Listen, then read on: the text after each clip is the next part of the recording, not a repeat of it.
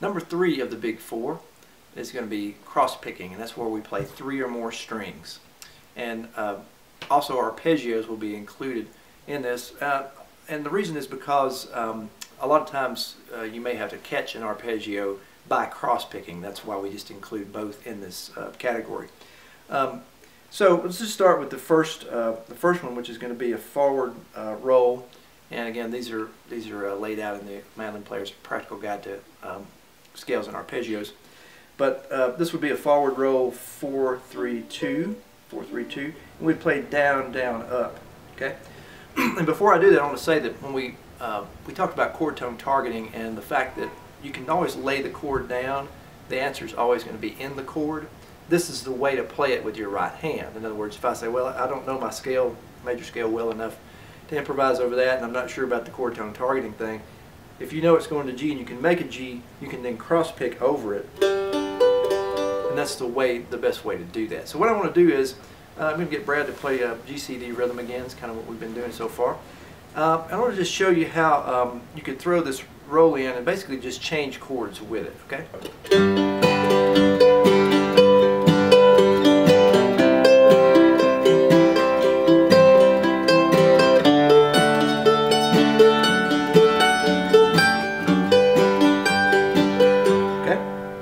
Now, what you may have noticed that I did is I can take this one roll, and not only am I changing chords with it, but I also can play it not only in this way, 4-3-2, but I could play the same roll 4-3-1, or I could play 3-3-2-1, right? And it's all still down, down, up. So I could, you may have seen that I had, when I've changed to D, maybe I want to really hit that D chord tone there, and that's the D note itself. Okay. So I still think of it as being one roll. Now, one more thing we need to be able to do, if we can, is sort of take it out of this 3-note roll and even up the measure. What happens with a 3-note roll, and it's really cool, is it creates this syncopation. You hear that note and hitting on the offbeat there creates this kind of rhythmic tension.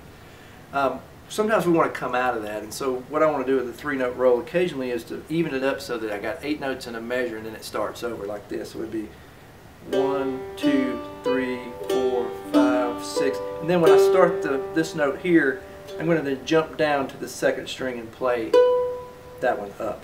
That'll be an upstruck. So 4-3-2, 4-3-2, 4-2, and that's an upstroke.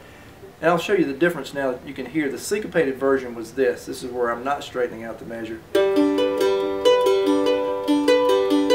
Okay, and here's what I'll call our straightened out version, where we're fitting it into a measure. Okay.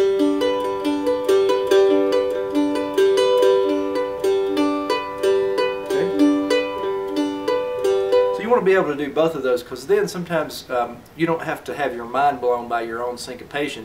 When it changes to a C chord, it's going to happen on the top of a measure, and so this cleans things up so I could play really evenly G, right. C,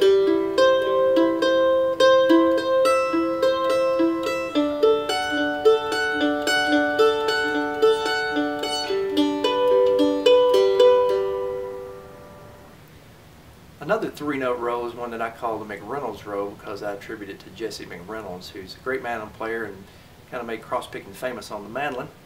And the way we could play this roll, one version would be 4-2-3, and that would be down, up, up. And the reason I say one version is because these can be transferred to other strings.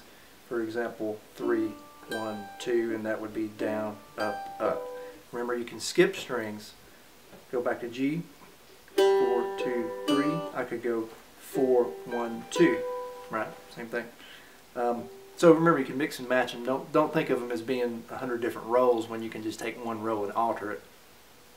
So it's a little different from the previous roll, what I call a forward sort of roll, the down, down, up roll. Obviously, because you're playing 2 ups instead of 2 downs in this one, and for some reason I can play it a little faster, and that may not be the case for you, but and the one that has the 2 downs might be a little more powerful. So those are 2 things to keep in mind. In my experience, the McReynolds roll is going to be a little faster. The roll that has the 2 downs is going to be a little bit more powerful, so it depends on what situation you're looking at there. So what I want to do is have Brad play a GCD progression again, and I'll show you how you can incorporate the McReynolds roll. And we're going to straighten out the measure the same way we did on the previous roll. We're going to have the syncopation going like this.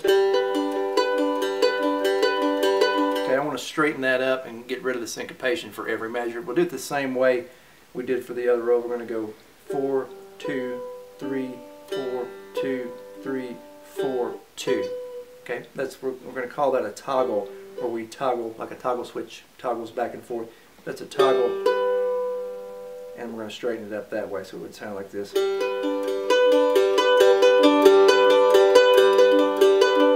Okay, so I'll utilize both those techniques where I keep the syncopation going and I break it and sort of release the tension. So we'll do that now. GCD progression. 1, 2, 1, 2, 3, 4.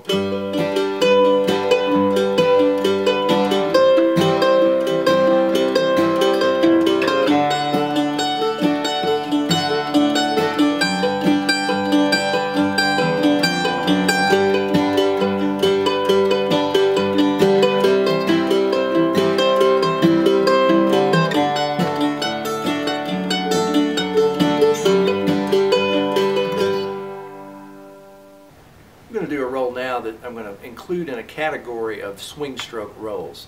What we've done so far as the rolls go for cross picking is we've played a down, down, up, and then a down, up, up.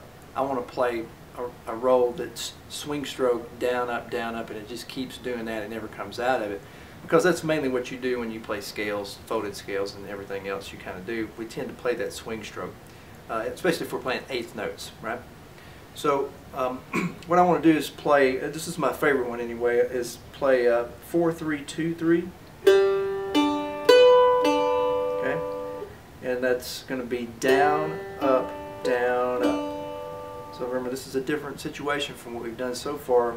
You might be inclined to go down, down, up, up. It's not that. It's going to be down, up, down, up. And the only problem you may run into is I'm going to go down, up, down. When I hit the second string, my pick is going away and I have to reach back and grab the third string. Call that playing against the grain.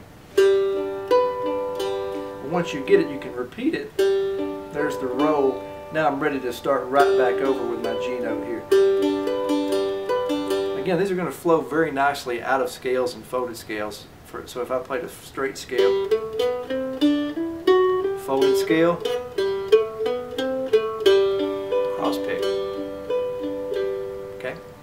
Again, this is one of any number of rolls that you could play as swing stroke rolls. This is my favorite. So there are others, but this is one I'm going to just sort of show you now. We're going to play a GCD progression over this. Remember, I can transfer the strings, play it anywhere I want, right? I could skip a string. Here's back to 4, 3, 2, 3, 4, 3, 2, 3. I could play 4, 3, 1, 3, 1. Yeah. Okay. I could play 4, 2, 1, 2, 4, 2, 1, 2. Right. Or you can put them anywhere you want to. So let me play this roll, and I'll show you how this can fit into a GCD progression. 2, 1, 2, 3, 4.